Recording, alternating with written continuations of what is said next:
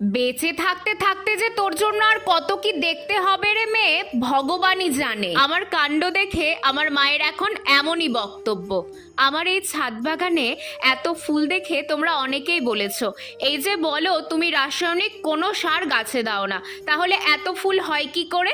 শুধু জৈবভাবে তো এমন গাছ করা অসম্ভব। না, অসম্ভব নয়, কারণ আমি গাছে এই ম্যাজিক ড্রিঙ্কসটা দিই।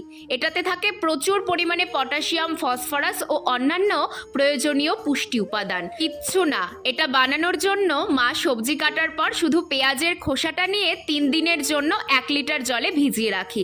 তারপর সেই জলটা 10 লিটার জলে ভালো করে মিশিয়ে প্রতিটা টবের মাটিতে দিয়ে দিই। শুধু প্রচুর ফুল আনতেই না, টবের পিঁপড়ে পোকামাকড় তাড়াতেও এই জলটা খুব সাহায্য করে। দেখো আমি গাছে জলটা দেওয়ার পর কত পিঁপড়ে টব থেকে বেরিয়ে এসেছে। সত্যি এই জলটা গাছের জন্য ম্যাজিক ড্রিঙ্কস।